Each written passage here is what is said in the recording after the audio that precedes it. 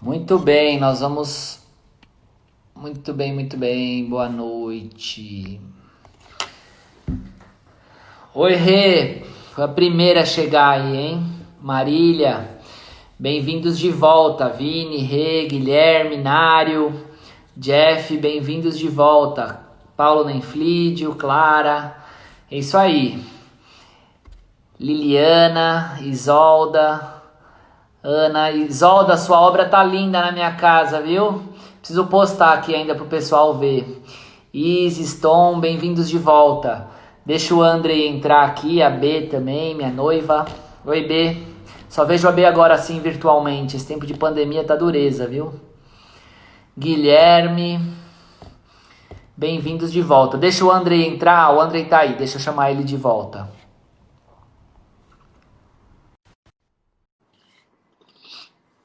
Michel, Yolanda, Marília. Ó, enquanto a gente estava conectando aqui, o Andrei me falou que se a gente voltar para as mesmas 60 pessoas, ele vai raspar o cabelo. A Marília me mata.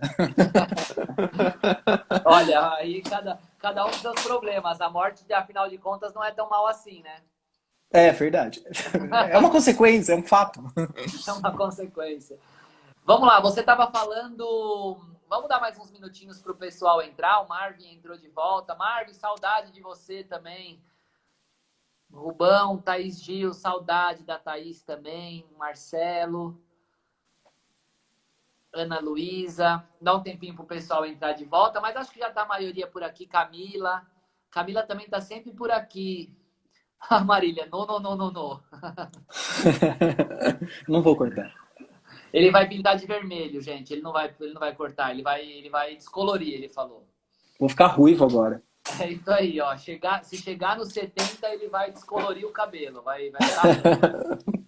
Ô, Andrei, você estava falando, então, primeiro da pintura, começando pela pintura de lona, depois você foi para a pintura na, Tela em branco? na tela em branco, aí da tela em branco você fez uma videoarte, que fez parte da sua exposição, e aí você ia, a partir daí, continuar contando. Então, quando eu fiz essa videoarte, ah, foi quando eu tive um. Tipo, por isso que eu menciono que é. Eu sempre friso isso. É muito importante a gente se deslocar de zonas de conforto e experimentar. Novas plataformas. Se você trabalha com pintura, vai fazer escultura. Experimenta vídeo. Experimenta uma instalação.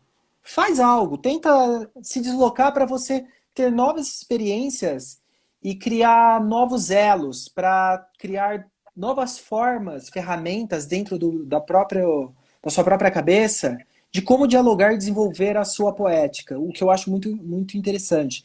Porque quando eu fiz o vídeo, que era algo que eu nunca tinha feito, eu tinha essa ideia, mas eu nem sabia direito como fazer, então eu convidei duas pessoas que são competentes na área, né? Que era o Gleison e o Rafael Fávaro, e eles que coordenaram toda a questão de como filmar, ó, assim é melhor, para a ideia que você quer e tudo mais. Eu falei, cara, você tem total liberdade, eu não sou profissional da área, vocês que ditam as regras. Assim como a atriz, que é a Natália, né? Que inclusive também é formada lá na Unicamp, que também eu expliquei o que eu queria e ela interpretou da forma que ela achava mais condizente com a ideia em si. Por que todo esse rodeio? Porque quando eu fiz esse vídeo, foi quando eu senti essa necessidade, até então eu nunca tinha parado para pensar em pintar cenários. O cenário em si mesmo, do zero, eu digo. Que até então, o máximo que eu cheguei dos cenários era quando eu fazia em madeiras, que eu tinha a série Campos. Cantos, É. que eu criava esses cenários, mas as manchas já estavam ali, elas eram pertencentes à madeira, né? Uhum. E toda essa série, eu faz muito tempo que eu fiz, hoje elas pertencem lá ao acervo do Man do Rio. Eu não. Eu nunca mais retomei essa coisa do cenário. E foi a partir do vídeo que eu senti essa necessidade de falar, poxa, fiquei com muita vontade de pintar essa cena do vídeo, né? Que era ela sentada na cadeira, retirando o cabelo da boca, né? Com um cenário atrás, tudo, de uma sala escura. eu senti essa necessidade. Falei, eu vou pintar essa cena e ela vai ser exibida junto com o vídeo. Eu pintei. E eu me apaixonei pelo resultado. Me apaixonei pelo resultado. E a partir disso, que foi no. Eu produzi o vídeo no começo do ano passado, desde então eu tô pintando, compondo o cenário com os elementos que eu já trabalhava anteriormente, né? Acabei fazendo essa fusão. E tudo isso se pautou por causa de um experimento, né? É muito louco. Eu tenho, não sei nem como é que eu vou comentar isso que eu queria falar. De uns tempos para cá, a gente tem se permitido na OMA fazer exposições não mais de 3 em 3, 2 em 2, 4 em 4, ou seja lá quantos anos voltar uma exposição de um artista, mas a gente fazer de fato uma exposição quando você tem uma fase de transição, quando você vê notadamente uma transição de carreira. Então eu acho que as primeiras obras que surgem dessa fase, dessa nova fase, eu acho que é importante marcar no tempo e na história. Então, a gente fez essa exposição sua, que foi uma das últimas exposições antes de fechar tudo, né?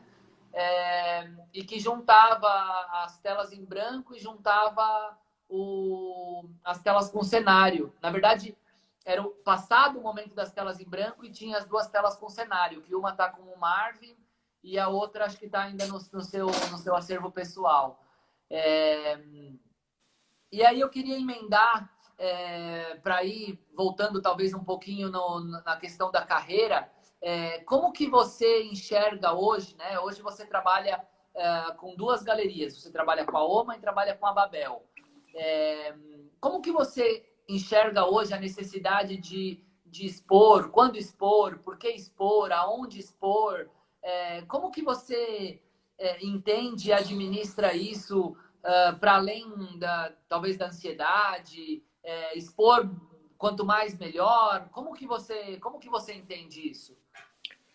Bom, eu acho que aí também tem uma separação de momentos, né, da própria carreira.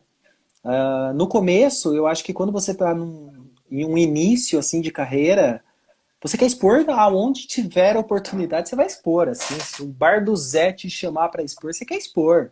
Você quer mostrar seu trabalho. E é real, é uma vontade, é um desejo, e eu acho que tem que fazer mesmo. Se você tem uma possibilidade, você expõe. Só que eu acho que, tipo assim, no começo é isso. Vou expor, vou expor, vou expor. Até porque você vai criando tanto trabalho, aquilo ali vai ficando tudo acumulado, né, na sua casa, no seu quarto, no seu. E isso eu tô falando porque começo de carreira, normalmente você não tem ateliê, né? Vai ficando tudo acumulado. E a partir disso, eu acho que com o tempo, conforme você vai fazendo exposições, você vai fazendo salões e tudo mais, eu acho que você vai ficando. Eu não vou dizer mais seletivo, mas eu acho que você vai criando momentos mais oportunos para exibir sua obra, o seu trabalho em si, né? Por exemplo, eu tenho. Eu acho que eu tenho a média, vou chutar, eu não tenho certeza, tá? Mas eu acho que eu tenho uma individual a cada 2 anos. Eu acho que essa é a média de exposição individual, estou dizendo. Coletiva tem muito mais que isso. Mas eu acho que a média é essa, né? E por que isso, né? Eu acho que conforme o tempo vai passando, a sua pesquisa ela vai ganhando uma certa força e alguns desdobramentos que você se torna um pouco mais crítico com ela. Então, eu acho que a intensidade de produção, volume de produção, ele dá uma pequena encolhida nesse sentido.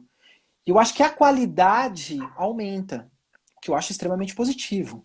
Porque você acaba refletindo mais sobre ele e seu impulso de produção se torna menos intenso quanto a isso, né? Porque as Menos necessidades impulsivo, né? menos impulsivo e mais reflexivo, né? Sim. E consequentemente, eu acho que exposições vai acontecendo a mesma coisa. Você vai se tornando, tipo, você já não vai mais fazer uma exposição no Bar do Zé. Você vai querer fazer uma exposição, vou participar de uma coletiva no museu, vou participar de uma exposição não sei aonde, né?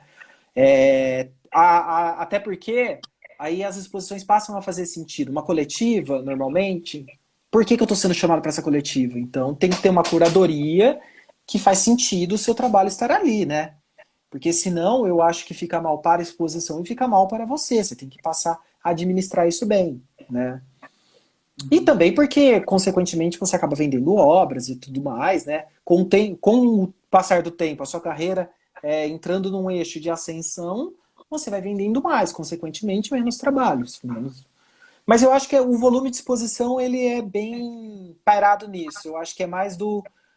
Esse impulso de ficar expondo o tempo todo, ele vai passando. Uhum. Ele vai passando, ele vai se tornando menos momentâneo e mais planejado, sabe? Uhum. Muito bom. O Bertani falou que gosta da sua maturidade. Ah, E eu, obrigado, Bertani. e eu corroboro, eu gosto também. Temos uma pergunta aqui do Clóvis, uma pergunta interessante. Andrei, você divulga assim que termina ou guarda para mostrar tudo de uma vez?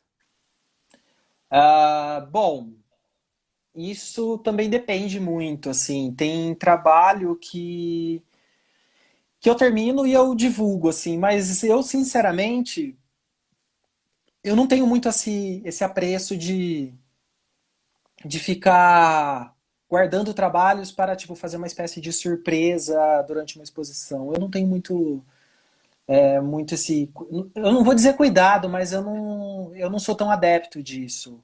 Até porque, quando a gente divulga o trabalho, vamos supor, hoje o principal meio de divulgação do trabalho do artista é o Instagram, depois o site, certo? Internet como um todo, né?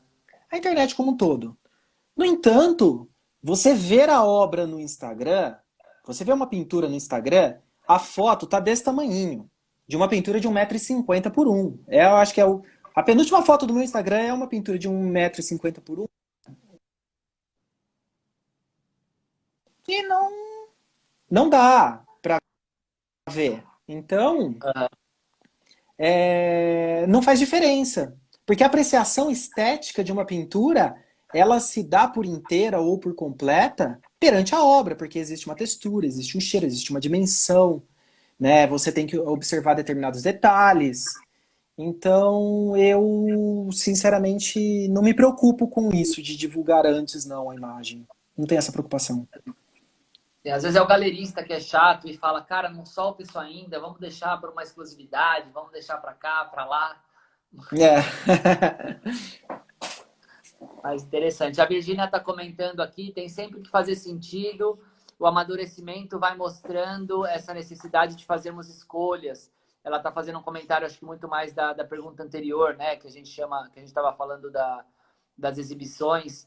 O Alec von Bargen está falando, um maravilhoso artista, felicidades a Andrei e também a Uma Galeria. Um abraço desde Milão. O Alec gosta muito do seu trabalho. Ah, legal, ele gosta dos desenhos das camas. A Reprazeres das Portas. É isso aí, o pessoal interagindo bastante. Andrei, e uma outra questão que talvez interesse até a outros artistas que participam aqui também, você, por acaso, trabalha com duas galerias, né?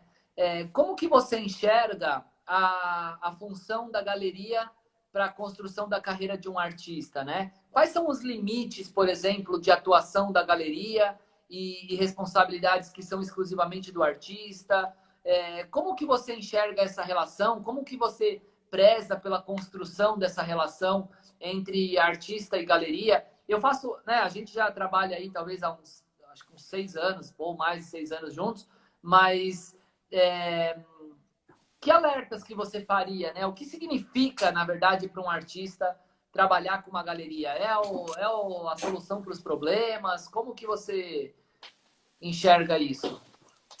Olha, vamos lá. Eu acho que depende. Tudo depende, né? Depende da galeria que você tá, como que a galeria age com você, né? Porque a gente sabe que existem vários projetos novos que surgem que normalmente pode ser uma furada também, né, para o artista.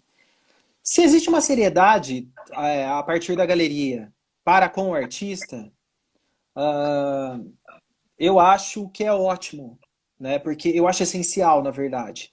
Dá para o artista ter uma carreira independente de uma galeria? É evidente que dá. No entanto, ele tem que ter uma administração da sua carreira muito grande. Algo que eu vou ser muito sincero, eu não tenho. Eu preciso de uma galeria. Eu não consigo fazer as coisas sozinho. O porquê disso, né? O meu trabalho, ele é um trabalho que demanda muito tempo. Eu tenho que ter uma dedicação muito grande na produção do meu trabalho, né? E por conta disso, não tem como eu articular as coisas e dar a visibilidade para o meu trabalho que a galeria tem.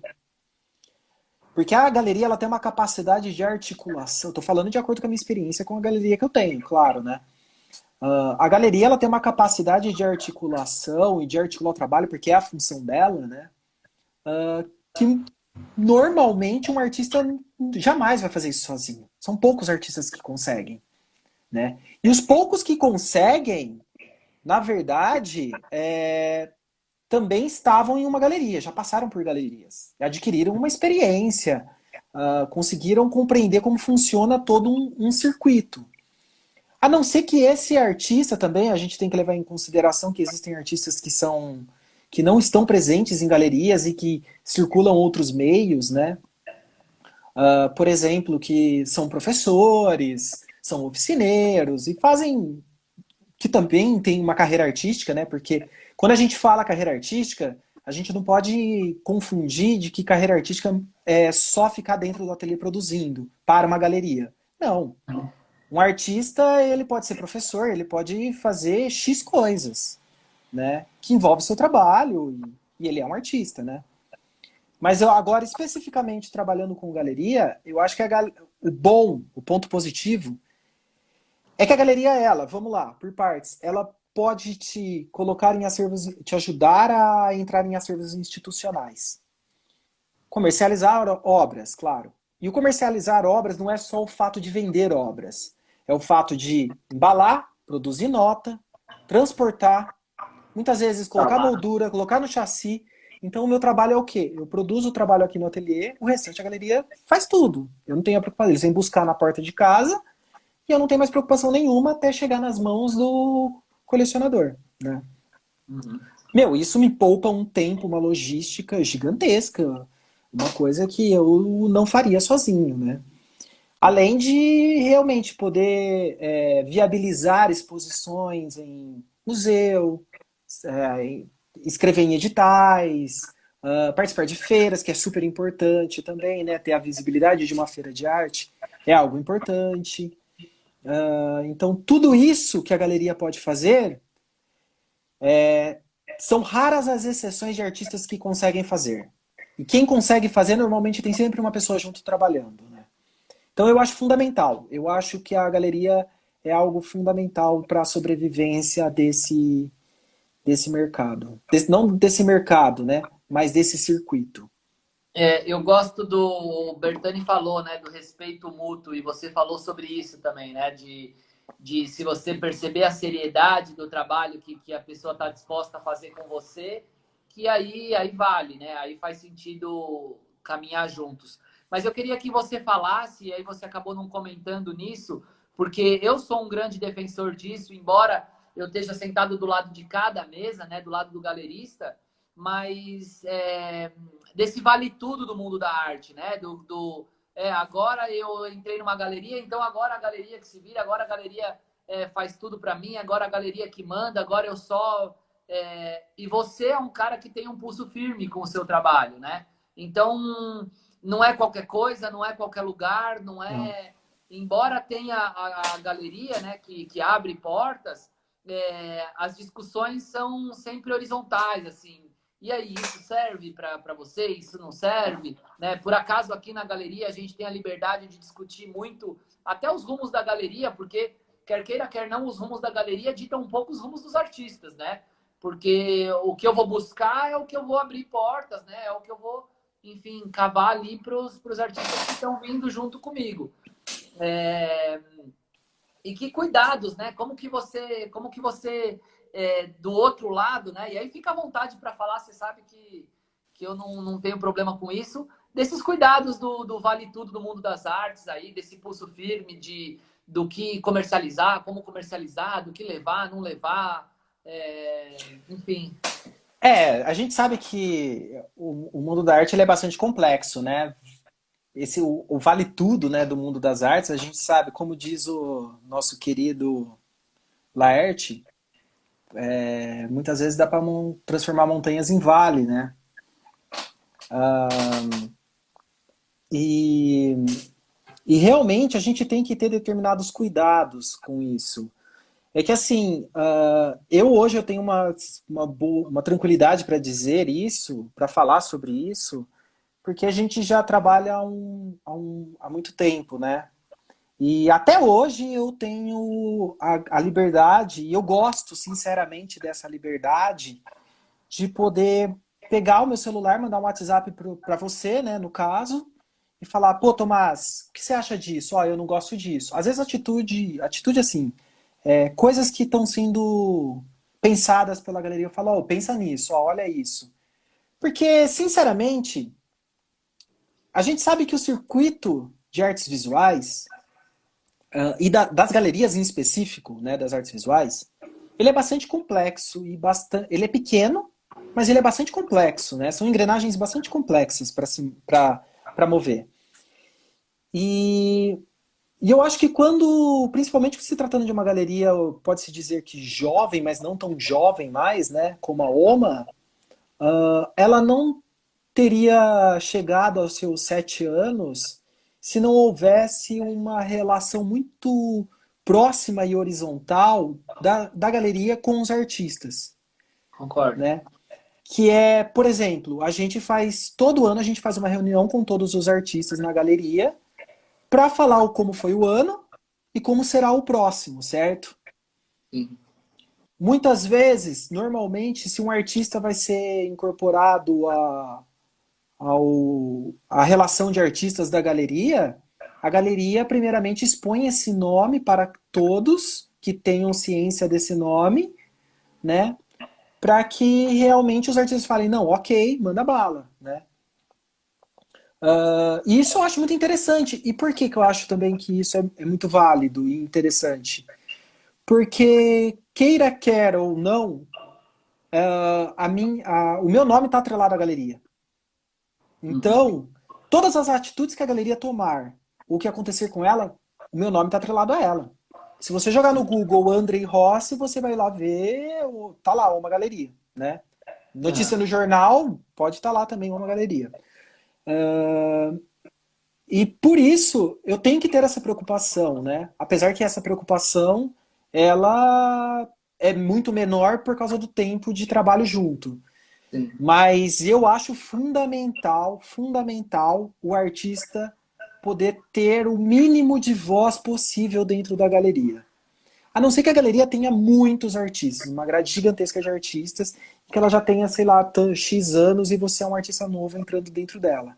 Mas mesmo assim, eu acho que a galeria ela tem um dever ético de apresentar ao artista o que ela quer fazer, o porquê ele está ali, primeiramente, né? Uhum. Por que a galeria quer você trabalhando com ela?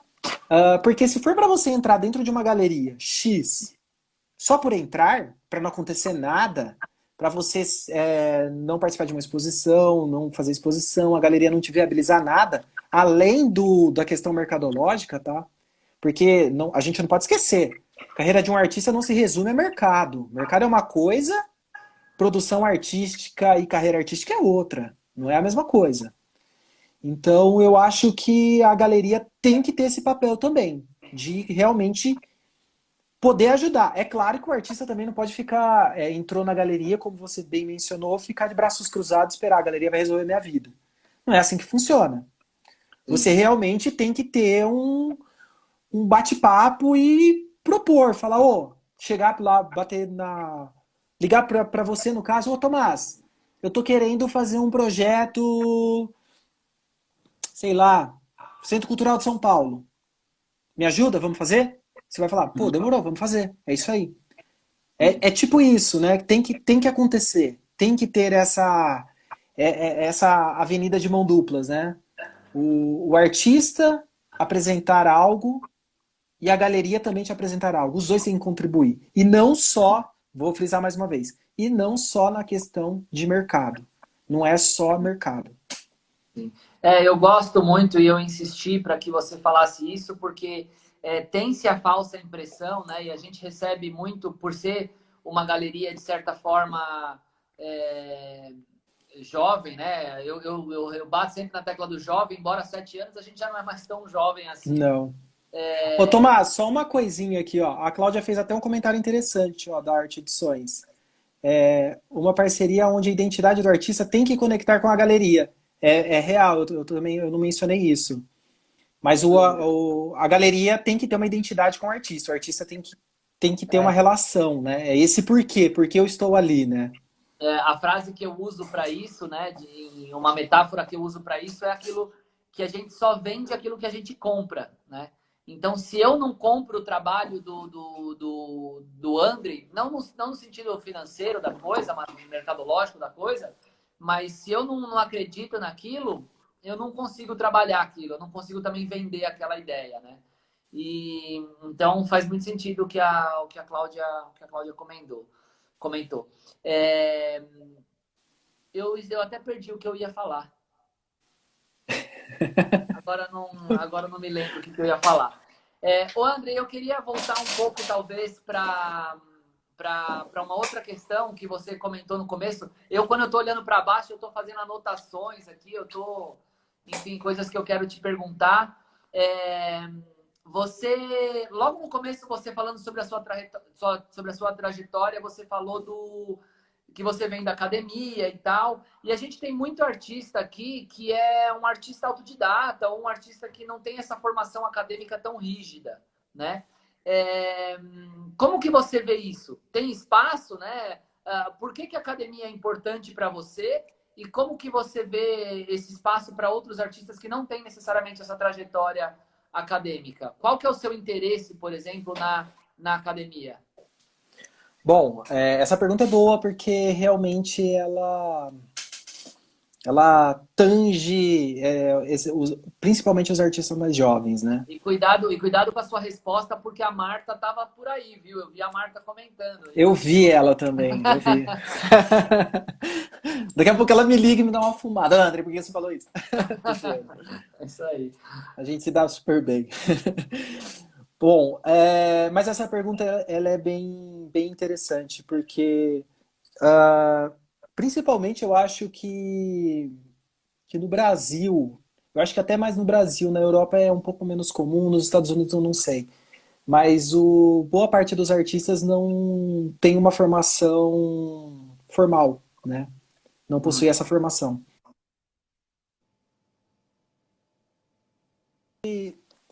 O que tudo bem, faz parte. Tipo, não é uma coisa, não, você não ter uma graduação não te impede de nada, né?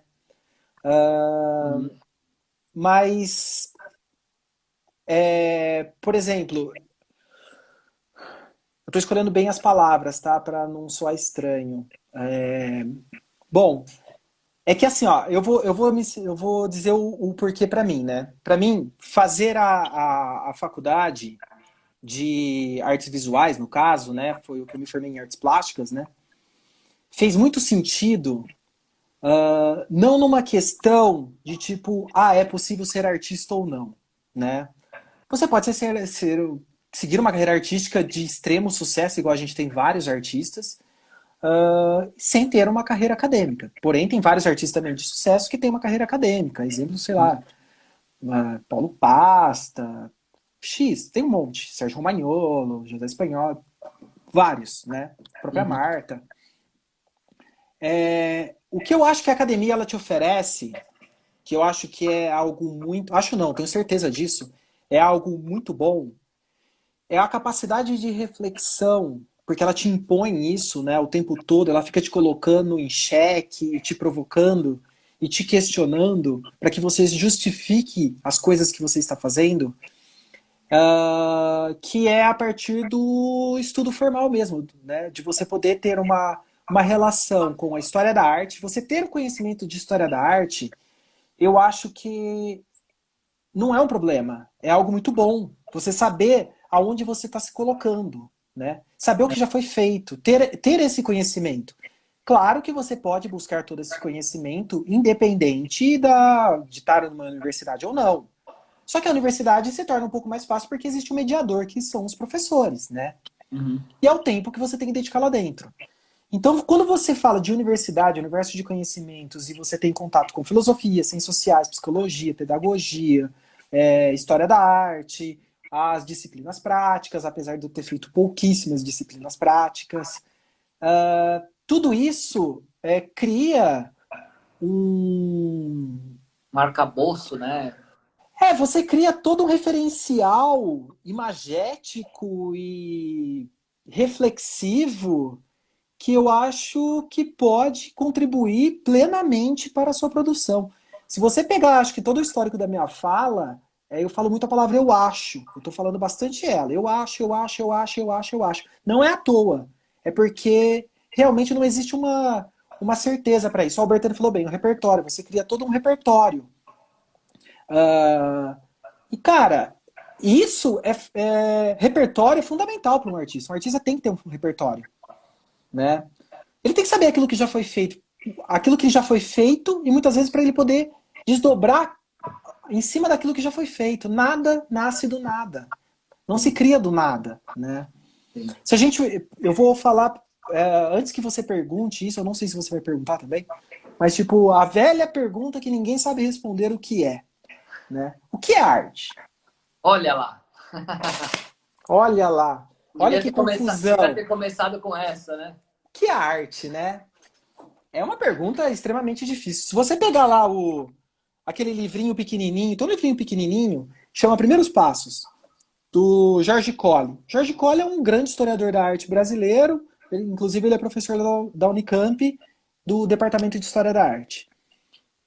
Ele vai falar extremamente sobre o que é história da arte, mas obviamente ele não vai definir o que é a arte, né?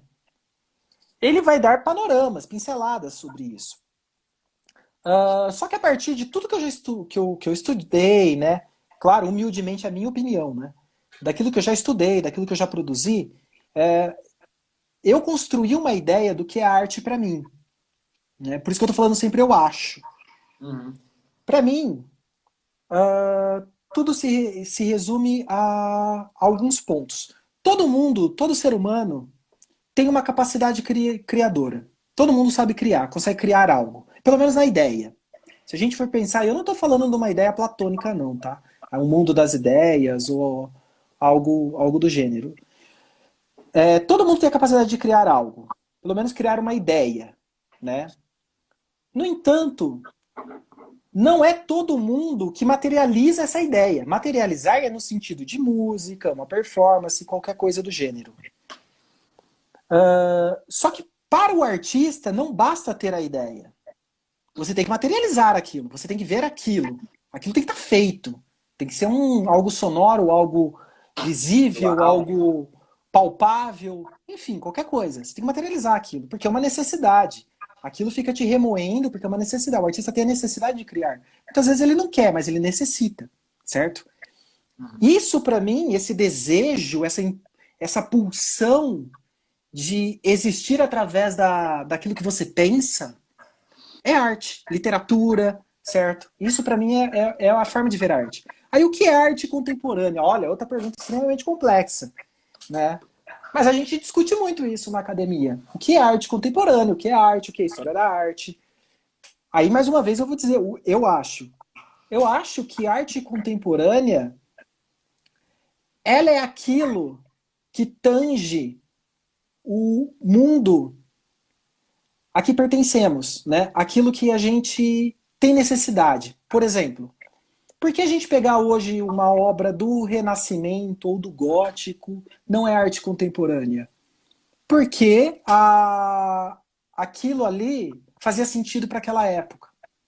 Então a gente nunca vai chegar, olha bem, a gente nunca vai chegar na questão do que. Nunca vai chegar numa resposta conclusiva, o que é arte ou o que é arte contemporânea. porque contemporâneo vai morrer e vai vir um outro nome, assim como veio os ismos, né? Mas tudo gira em torno daquilo que é necessário naquele tempo, saca? Então a Uhum. arte ela é moldável, né? Contexto, a Camila A tá falando, né? ideia de arte ela é orgânica, ela é moldável. A partir do momento que a gente definir aquilo, aquilo morreu. A arte morreu, entendeu? Se a gente definir hoje, arte é isso, ela morre. Arte é porque a gente atribui o nome de arte, né? Aí o porquê que eu fiz todo esse rodeio em cima da questão da arte? É porque dentro da universidade a gente pensa sobre isso, né? E pensar sobre isso e se colocar em questão, tudo isso, eu acho que ajudou muito a desenvolver os meus desejos frente ao que eu produzo. Por exemplo, se você pegar minha produção atual, a questão técnica, todo o aparato técnico, a forma composicional flerta com uma pintura barroca e do romantismo. O próprio Paulo Herkenhoff falou isso, né? Ele fez uma comparação de pinturas minhas para você, inclusive, com o Jericó. É. E eu fiquei extremamente lisonjeado com isso, claro. Ainda mais Mas, pro Paulo. claro, eu fiquei extremamente lisonjeado. É, E isso eu achei super interessante e pertinente, porque eu estudei muito história da arte, mas eu nunca neguei essa tradição iconográfica da arte ocidental. Eu nunca neguei, porque eu realmente gosto dela. Eu tenho um apreço pela pintura, eu tenho um apreço pelo detalhe, eu tenho um apreço por tudo isso. Eu gosto de fazer isso. Me dá prazer poder sentar perante uma tela em branco, pegar o pincel em mãos e manusear ele sobre a tela e conseguir fazer um rosto ou um chão, um fundo, qualquer coisa do tipo, que remeta a essa tradição iconográfica. Eu não vejo um problema nisso. Porque a partir disso eu consigo criar a narrativa que eu tenho em mente, que é uma narrativa extremamente contemporânea. Se você pegar os cenários, são contemporâneos, né? Existem tomadas, uma cadeira de ferro, nananã, e nananã. E toda essa capacidade técnica acabou contribuindo para que eu realmente chegue nos resultados que eu quero. E Aham. mais uma vez, por que, que eu fiz todo esse rodeio? Porque eu só me senti extremamente confortável com o que eu faço, das pessoas às vezes fazerem uma relação com sua arte é acadêmica, né? Eu tô falando da série atual, as séries anteriores não faziam essa relação. Eu falo assim, não, o que seria acadêmico, né? É uma pintura contemporânea, porque trata de temas contemporâneos, porém é uma pintura que não nega uma iconografia clássica. E eu me senti confortável por isso através dessas discussões que eu já tive dentro da universidade. Então, nesse ponto, eu posso dizer que a universidade, para mim, foi muito importante. Continua sendo, né? Porque me faz pensar profundamente o que eu produzo, o que eu estou fazendo. Entendeu? Qual é esse legado que eu estou deixando? Eu estou agindo de uma forma realmente ética, de acordo com as potências que eu tenho? Eu acredito que sim. Uhum. Fui E longe, aí né? você, não, e aí você faz um link que aí é até quase que um resgate do que a gente falou lá no começo, e era uma das coisas que eu tinha anotado para te perguntar. Você faz o uso, e aí você até mencionou o Marcos Lontra, você faz o uso muito racional de alguns elementos pertinentes a essa história da arte, vamos chamar assim, como signos e como metáforas para as coisas que você quer descrever. Então, a papoula, né, como sonho, como. É, enfim, a papoula com o significado Da desse morte, do imaginário, né, sono. do sono. A questão da perspectiva, né, quando você quer fazer uma passagem do tempo, então essa perspectiva que direciona o olhar. Então você resgata conscientemente eu acho de forma muito inteligente essas coisas que já vem carregada de uma série de signos, né? De uma série de leituras possíveis para o seu trabalho.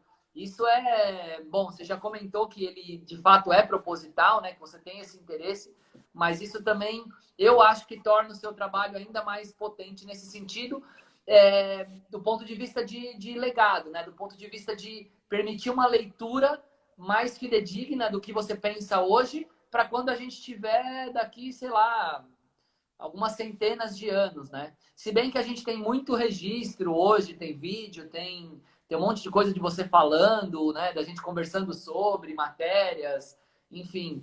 Mas eu acho um uso muito, muito inteligente desses signos, que é o dito clássico, vamos chamar assim, né? Sim, sim. Eu utilizo de alguns elementos, símbolos e signos que realmente... que clássico a gente diz, ele é clássico não porque é do passado, mas ele é clássico porque ele ainda é utilizado, né? Não É. necessariamente quer dizer passado, porque se torna clássico.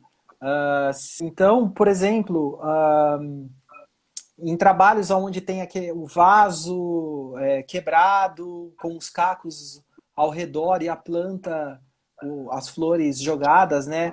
Quase secas, né? Perdendo já pétalas, perdendo toda a sua vitalidade. Então, se você for olhar dentro do meu trabalho, quando eu faço isso, você tem primeiramente, a gente se depara com um cenário, né? Aquele cenário de passagem, que existem portas, existem... E não reconhecer quase que micro-universos dentro da pintura, né? Porque vários fragmentos, né, dentro da pintura que acabam criando narrativas. E aí quando eu vejo eu faço esse vaso, eu vou usar o exemplo do vaso, né? O vaso quebrado com as plantas sobre o chão, espalhadas, ali apresenta, dentro desse local, e o vaso ainda passando para a porta, né? Passando exatamente pela porta. Ora pela porta, ora ele estava sobre uma toalha, né?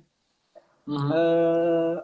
Acaba mostrando um rompimento, né? Porque ali se quebrou. As flores se mantinham vivas enquanto estavam dentro do vaso, consequentemente pela água. Conforme a água seca, as flores vão morrer, certo? Então, é uma narrativa. Eu crio toda uma narrativa que é através de algo do nosso próprio senso comum. Qualquer pessoa que coloca uma flor, uma planta dentro de um vaso para ficar lá exibindo sobre a mesa, né, como um enfeite de mesa, um adorno, né? Uhum. Se você retirar ela dali e colocar sobre a mesa sem a água, ela vai secar e vai morrer. A gente sabe disso, né? É um senso comum que eu acabo tratando ali de uma forma como se fosse quase literária. Então você tem que compreender a narrativa do que está acontecendo. Eu gosto desse jogo da narrativa, né? Eu acho que a pintura ela tem esse potencial de criar narrativas aonde não está apenas presente no óbvio. No óbvio que eu digo é tipo a planta, o vaso e o ambiente. Poxa, No literal, né? que não é algo. Você não deve levar. Porque a vida não é literal. Não dá para ser literal na vida, né? Por que a arte seria? A arte também não é literal, né? Até porque se ela fosse literal, ela seria chatíssima, né? A literatura não é literal, poxa. Então, eu vejo com muito interesse em poder criar essas narrativas, né? Por exemplo, você mencionou muito anteriormente, você às vezes você trabalha questões da morte de uma forma muito sutil, né? Então, se você for pegar esse trabalho com o vaso em si, é extremamente sutil, porque você está falando da morte porque é uma flor que está se esvaindo, né? A vitalidade dela está se perdendo ali. As flores estão se soltando, as pétalas estão se soltando, as folhas secando. A gente está falando de morte ali, é como se fosse uma pessoa num leito de morte. Quando eu falei uma vez isso, eu discuti longamente com uma pessoa sobre isso, a pessoa falou assim, mas então você acha que a gente deve ignorar o fato da morte? Aí eu falei, não, muito pelo contrário. Por isso que eu tô falando de tudo isso. Porque eu acho que a gente tem que discutir longamente para tentar, porque a gente nunca vai compreender ela. Mas eu acho que é algo que a gente tem que discutir sempre. Porque ela tá aí presente e ela é uma estranheza, né? A gente tem a religião para tentar explicar de uma certa forma. Mas a gente sabe que é um trato da religião. Não existe um Uma amparo verdade absoluta. lógico, uma verdade absoluta, né? Porque eu acho que é realmente um tema a ser discutido e a ser pensado e a não ser negado. Não deve ser negado. A Camila fez um comentário aqui, né, que ela achou incrível na história da arte, na academia, entre parênteses, sempre encontramos no ponto do distanciamento da academia e da técnica na produção conforme caminhamos cronologicamente, né? É um pouco do vale tudo talvez eu entendi assim, um pouco do vale tudo da arte contemporânea, né? Então, eu Vai lá. posso.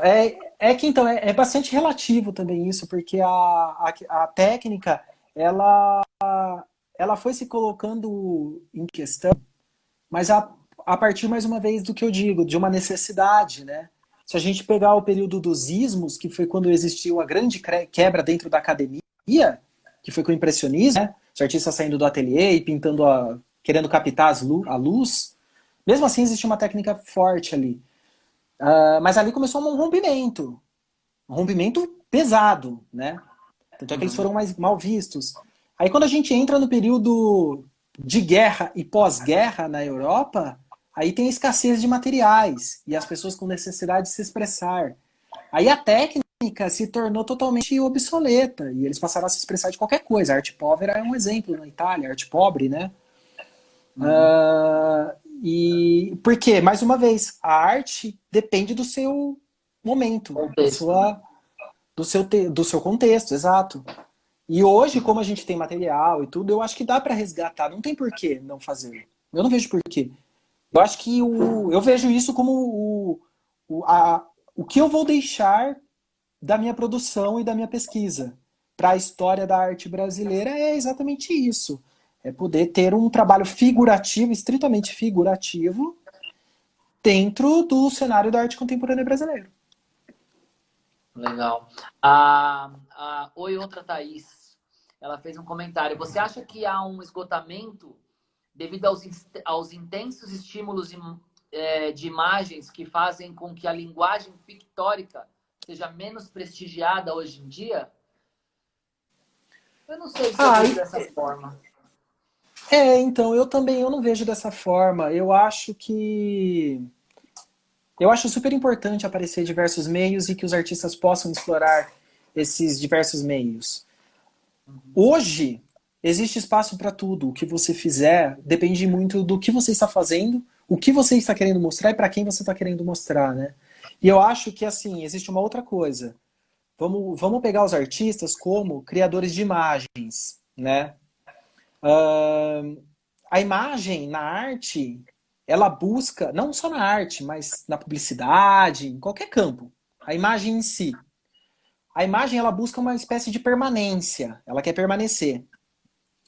E ela busca, e a arte, eu acho que não basta a imagem querer permanecer, ela quer existir em si, nela mesma, e também para os outros. Então a Uhum. arte, diferentemente de uma imagem publicitária, ela não quer apenas permanecer naquele momento, ela quer existir, tornar existente e ainda ela Perene. existir para os outros também, né? Esse fato, eu vejo ele como muito importante respondendo, respondendo, falando o que eu acho sobre essa pergunta em si. Eu acho que não, isso é um fato que promove um não esgotamento, entendeu? Porque, Sim. por exemplo, se você pegar as imagens dos meus trabalhos, são pinturas e desenhos. Cara, são imagens únicas. Eu estou criando imagens únicas no mundo. Sim. Porque são imagens da cabeça. A partir de um repertório que eu construí, obviamente, né? Independente se por exemplo, se ela pegar uma xícara de café e falar, vou desenhar essa xícara de café em caneta. Ela está criando uma outra imagem, não é uma xícara de café mais, né? Eu não vou cair, não é essa a questão. Mas ela está criando uma imagem diferente, é uma outra imagem, é uma outra história, é uma outra coisa, é a visão dela sobre a xícara. Tanto é que se ela desenhar a xícara e eu desenhar a xícara, como é que ela chama? Desculpa. Outra Thaís. Talvez seja a Thaís. Thaís, Thaís.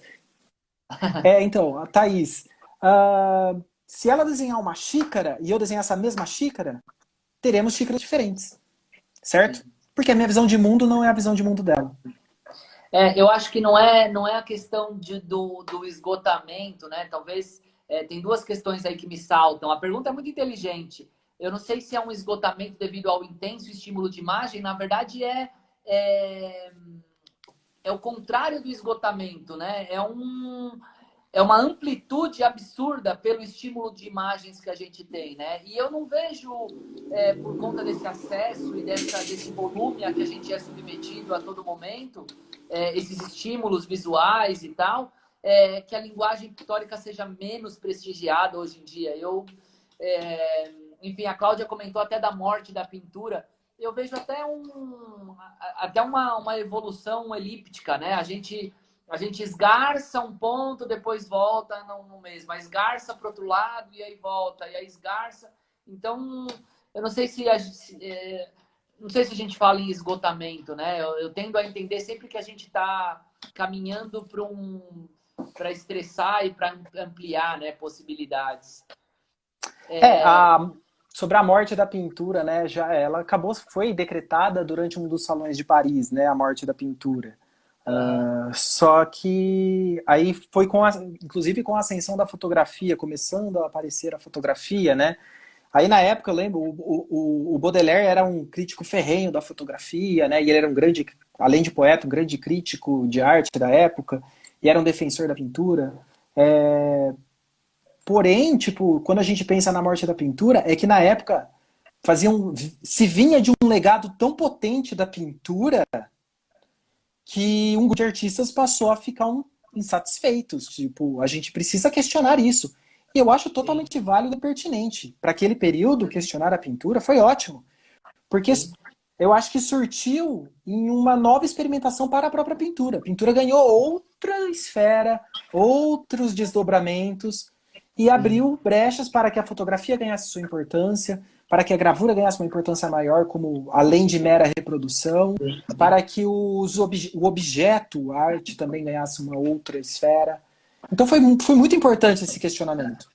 Só que Ainda mais. hoje esse questionamento já não é mais pertinente porque pintores sempre vão existir, escultores sempre vão existir e, enfim. E ainda mais vindo na França, né? A França é revolucionária por si só, né? A França é Sim, e a França ela vinha de uma academia extrema, né? é, é, Aqui, do o rigor, né? parnasianismo pesado, né? É. Cara, muito legal. Bom, a gente já perguntou, a gente já está em quase 2 horas aqui falando, a gente já falou do que é arte, o que é arte contemporânea. Falta eu perguntar só se você gosta do Romero Brito, se o Romero Brito é arte, e depois falta eu perguntar da pandemia, né? E aí eu acho que foi o quem foi que perguntou aqui?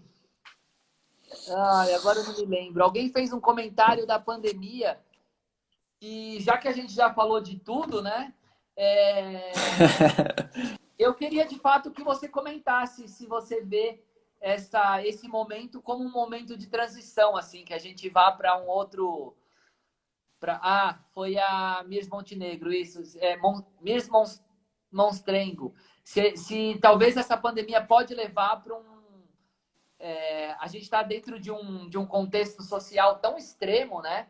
Se a gente pode levar para um novo momento da arte.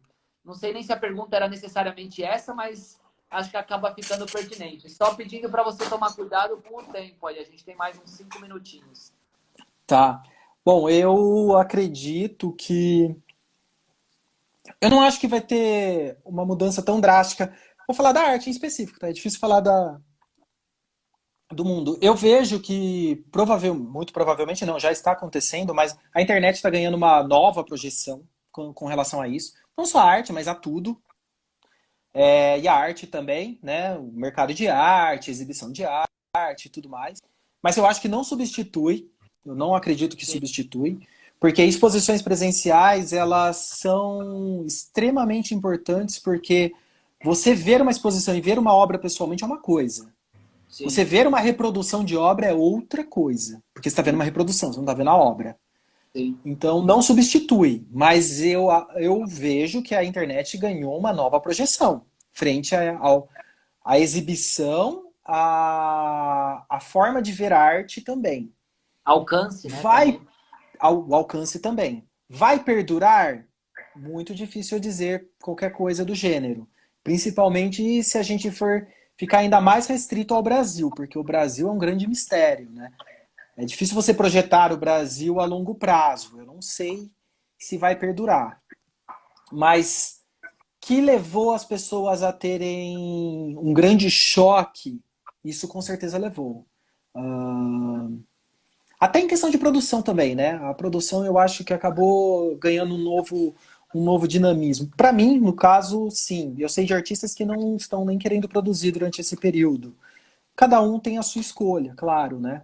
Sim, E a gente tem sim. que respeitar. Quando as pessoas falam, ah, artista tem que produzir esse momento de pandemia, representar, ter um papel. Eu falo, não.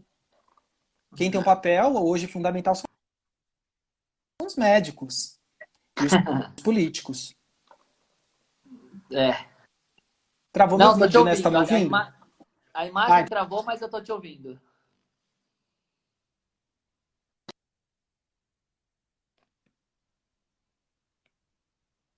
é difícil essa pergunta. Eu não sei responder ela assim, mas eu acredito que vai trazer esse panorama que eu acabei mencionando mesmo. A pandemia é um É, grande mas nada mistério. como o A gente nem sabe tempo. quando vai na- acabar, né? É. e nada como o tempo também para dar o devido distanciamento disso e para que a gente possa, as coisas possam assentar e aí então a gente refletir sobre tudo. Cara, puta, sensacional, sensacional. Adorei conversar contigo. 2 horas passaram assim e um monte de gente com a gente até agora. Pô, tem 43 pessoas aí. Tenho certeza que mais de centenas aí passaram hoje por aqui. Queria agradecer a sua generosidade de bater papo com a gente.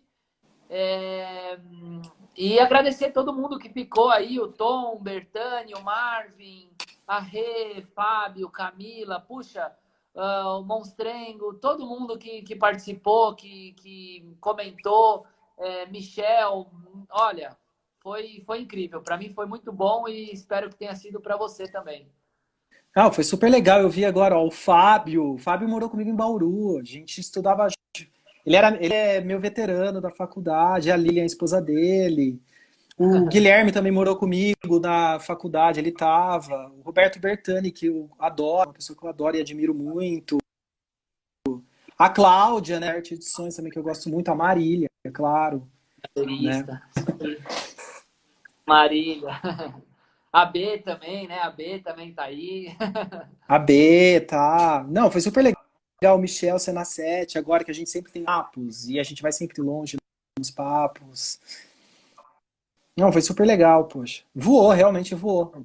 Eu nem vi É passar. isso aí. É o que eu falei, Cara, parabéns falar sobre pelo esse seu. assunto, enfim, cara, Qual, é o Monstrengo tá inesgotável. perguntando qual a hashtag de hoje. A hashtag de hoje é Andrei Professor.